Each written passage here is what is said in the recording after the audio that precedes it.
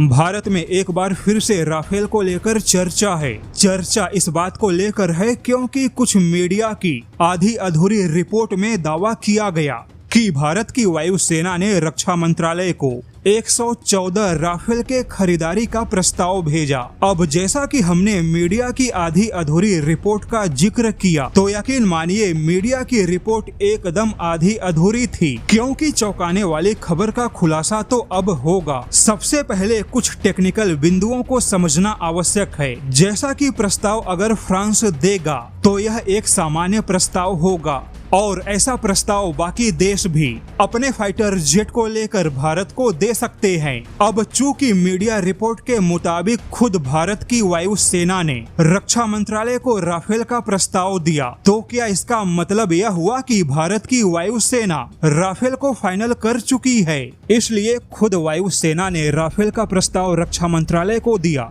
तो यहाँ पर बता दे कि वायुसेना ने अभी तक राफेल को फाइनल नहीं किया, क्योंकि मीडिया ने जिसे प्रस्ताव का नाम दिया असल में उसे कोई प्रस्ताव नहीं बल्कि तकनीकी रूप से स्टेटमेंट ऑफ केस कहा जाता है।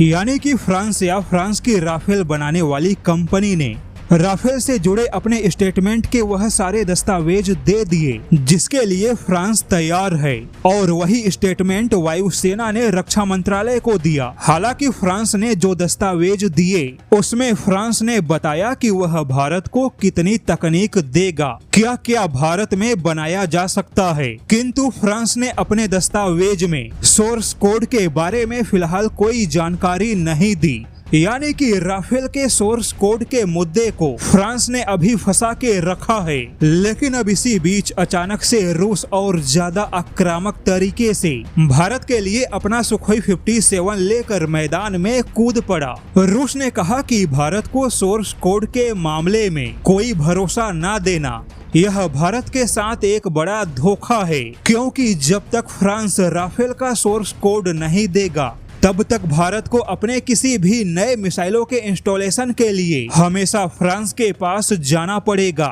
हालांकि अब रूस के कुछ डिप्लोमेटिक चैनलों ने दावा किया कि रूस किसी भी हाल में भारत को आसानी से राफेल के पास जाने नहीं देगा, क्योंकि भारत को रोकने के लिए रूस अपने सारे तकनीकी दरवाजे खोलेगा। वही रूस ने भारत को सुखोई 57 के टेक्नोलॉजी ट्रांसफर के साथ में 100% सोर्स कोड का प्रस्ताव दिया। यानी कि सुखोई 57 का 100% कंट्रोल भारत के पास होगा। भारत किसी भी प्रकार का तकनीकी बदलाव करना चाहे या भारत अपने जिस किसी भी स्वदेशी मिसाइल को इंस्टॉल करना चाहे, भारत के पास हमेशा उसकी स्वतंत्रता होगी। रूस हमेशा भारत को तकनीकी सपोर्ट देगा, किंतु सुखोई 57 में कौन सी मिसाइल लगानी है इसका पूरा अधिकार हमेशा भारत के पास होगा। यानी कि रूस अब बहुत ही आक्रामक तरीके से राफेल को टक्कर देने के लिए तैयार है।